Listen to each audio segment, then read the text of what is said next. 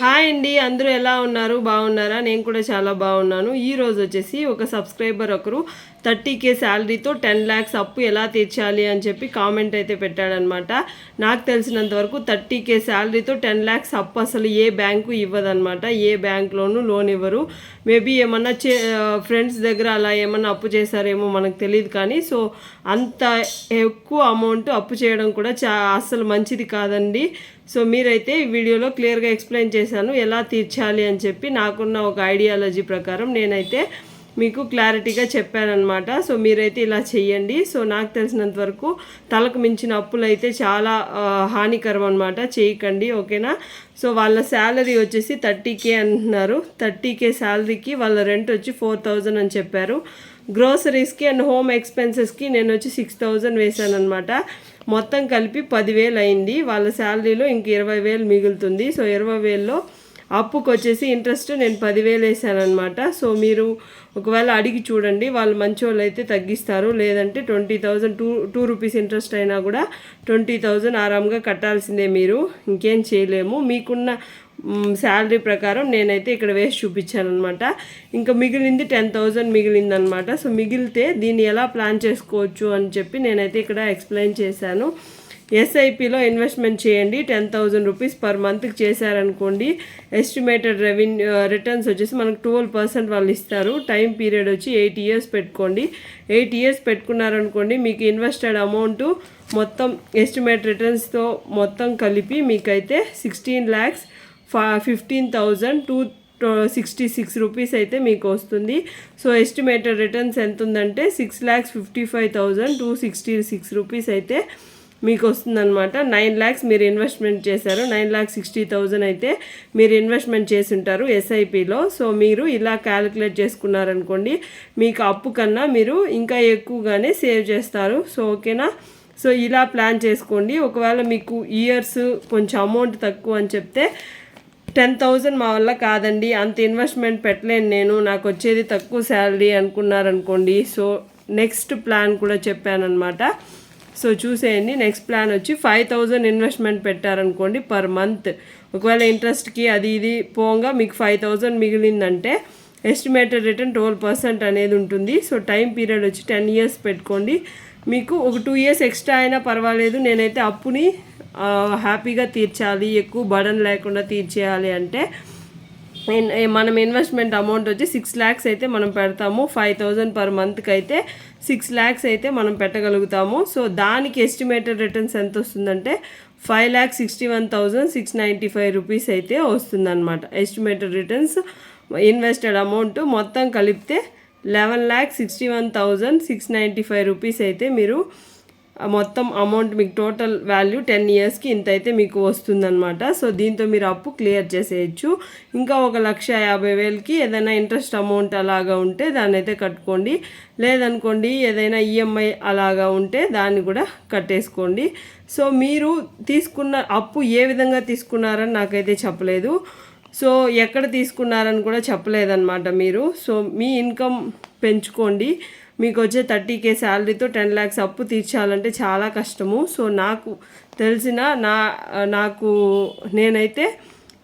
తెలిసినంత వరకు నేనైతే ఇలా లెక్క వేసి చూపించాను. మీకు చాలా బాగా నచ్చుతుందని అనుకుంటున్నాను. చాలా ఈజీగానే ఉంటుంది. మీరు అనుకున్నంత కష్టమేమి కాదు. ఒకసారి ఎస్ఐపిలో ఇన్వెస్ట్మెంట్ చేశారనుకోండి, మీకైతే మంచిగా రిటర్న్స్తో కలిపి మీరైతే టోటల్ వాల్యూని వస్తుందన్నమాట. ఆ డబ్బులతో మీరు అప్పు క్లియర్ చేసుకోవచ్చు. ఇంకేదైనా ఇంట్రెస్ట్ కట్టాలనుకున్నా కట్టేసుకోవచ్చు అనమాట.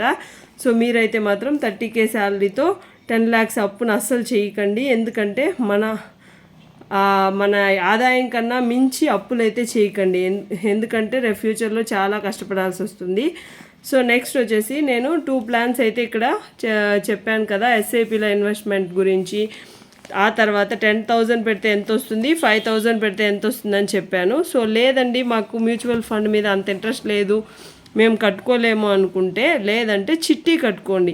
మీకు ఎవరైనా అంటే నమ్మకస్తులుగా ఉన్న వాళ్ళ దగ్గర చిట్టి కట్టుకోండి. మీ ఊర్లో కానీ మీ స్నేహితుల దగ్గర కానీ మీకు నమ్మకం ఉంది, వాళ్ళు కరెక్ట్గా మనకు అమౌంట్ ఇస్తారు అనుకునే వాళ్ళ దగ్గర చీటీ అయితే కట్టుకోండి. చీటీ కట్టుకుంటే మీకు మంచిగా మనీ కూడా లక్షల్లో వస్తుంది. కాబట్టి మీరైతే అప్పుని త్వరగా క్లియర్ చేయగలుగుతారనమాట. నేనైతే మంత్లీ 20,000 కట్టుకొని 24 మంత్స్కి 4,80,000 అయితే మీకు వస్తుందన్నమాట. ఈ రేంజ్లో చిట్టి కట్టుకున్నారనుకోండి మీకు 2 సంవత్సరాలకి 4,80,000 వస్తుంది. సో అదే 2 సంవత్సరాలు మళ్ళీ ఎక్స్టెండ్ చేసుకున్నారనుకోండి మళ్ళీ 4,80,000 అయితే వస్తుందన్నమాట. మొత్తం కలిపితే 9,60,000 అయితే మీకు చీటీ డబ్బులు వస్తాయి. సో ఇంకా 40,000కి మీరు ఇంకేదైనా మీ దగ్గర బంగారం ఉన్నా లేదంటే మీ దగ్గర ఏదైనా అమౌంట్ ఉంటే కట్టేయండి. లేదు అంటే గోల్డ్ లోన్ లాగా తీసుకొని దాన్ని అయితే క్లియర్ చేసేయండి. ఓకేనా, 10 lakhs అయితే మీకు అప్పు క్లోజ్ అయిపోతుంది. 20,000 మేము ఎలా కట్టగలమండి అంటే ఈ హోమ్ ఎక్స్పెన్సెస్ని తగ్గించుకోండి. లేదనుకోండి మీరు ఏదైనా ఇన్కమ్ని పెంచుకోండి. మీ శాలరీ తక్కువ కాబట్టి మీరైతే ఇన్కమ్ పెంచుకుంటేనే మంచిది నాకు అనిపిస్తుంది. సో మీరైతే ఇన్కమ్ని పెంచుకొని మీరైతే దీన్ని అయితే ప్లాన్ చేసుకోండి. మీకు ఎస్ఐపి గురించి లేదంటే మ్యూచువల్ ఫండ్లో పెట్టాలన్నా అలా ఏం ఐడియా లేదనుకుంటే మీరైతే చీటీకి వెళ్ళిపోండి. ఓకేనా, మీకు నమ్మకస్తుల దగ్గరనే కట్టండి. చాలా వరకు డబ్బుల దగ్గర ఎవరిని నమ్మడానికి వీలు లేదనమాట. సో నెక్స్ట్ వచ్చేసి మీరు 2 to 5 months మనీని సేవ్ చేసుకొని ఆ 4,000 అని చెప్పాను కదా, సో ఇక్కడ 40,000ని మీరైతే క్లియర్ చేసేసుకోండి. అదే నేను ఇక్కడ రాశాను అనమాట. 2 months or 5 months మనీని సేవ్ చేసి కట్టేయచ్చు. మీ శాలరీలోనే సేవ్ చేసుకొని మీరైతే కట్టండి. ఓకేనా, మీరు హోమ్ ఎక్స్పెన్సెస్ని మీకు ఇక్కడ 6,000 అయితే నేను రాశాను. సో దాన్ని ఎలా తగ్గించుకోవాలి అని చెప్పి నేనైతే ఇక్కడ డిస్కస్ చేశాను అనమాట. హోమ్ ఎక్స్పెన్సెస్ వచ్చి గ్రోసరీస్ అంటే మామూలు ఇంటికి కావాల్సిన సామాన్లు మనం 2,000కి తెచ్చుకోండి. కరెంట్ బిల్లు 300 అలా రాశాను నేను. మీకు ఎంత వస్తుందో నాకు తెలీదు. సో అంత వచ్చేలాగా చేసుకోండి. నెక్స్ట్ వచ్చేసి మొబైల్ బిల్లు 500 అని చెప్పి వేసాను అనమాట. మీ ఇష్టం, మీరు దానికన్నా తక్కువ కూడా వేసుకోవచ్చు. గ్యాస్ 300 అని వేసాను. అంటే మంత్లీ కొనం కాబట్టి నేనైతే ఒక సేవింగ్ లాగానే దీన్ని కూడా ఒకవేళ వెయ్యండి లేదంటే సేవ్ చేసి పెట్టుకోండి అని చెప్పినట్టు రాశాను అనమాట. ఒక 3 monthsకి ఒకసారి కదా మనం గ్యాస్ కొంటూ ఉంటాము. సో అలా ప్లాన్ చేసుకోండి. నెక్స్ట్ పెట్రోల్ ఎక్కడైనా మీకు బైక్ ఉన్నా లేదంటే ఏదైనా కారు వెహికల్ అలా ఏదైనా ఉన్నా 1,000 రూపీస్ అయితే మీరు ఖర్చు దాటకండి. సో మీకైతే మంచిగా సేవింగ్ అయితే అవుతుంది. వెజిటేబుల్స్ వచ్చేసి 500లోనే చూసుకోండి. ఇంకేదైనా ఎమర్జెన్సీగా ఏదైనా కావాలనిపిస్తే ఒక 600 అయితే పెట్టుకున్నాను అనమాట. మొత్తం 5,000లోనే క్లోజ్ చేసుకోండి. మీకైతే 5,000 అంటే 6,000లో 5,000 1,000 రూపీస్ మిగిలింది కదా.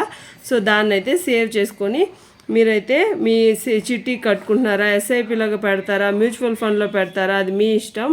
లేదు మాకు ఇవేమీ అవసరం లేదు, పోస్ట్ ఆఫీస్లో కట్టుకున్నా కూడా మీకు మంచి సేవింగ్స్ అయితే ఉంటుంది. ఒక 5 years 10 yearsకి లాంగ్ టర్మ్లో పెట్టుకున్నారనుకోండి మంచి ఇన్కమ్తో మీరైతే హ్యాపీగా లైఫ్ని లీడ్ చేయగలుగుతారనమాట. నాకు తెలిసిన ఒక ఇన్ఫర్మేషన్ మీతో షేర్ చేసుకున్నాను.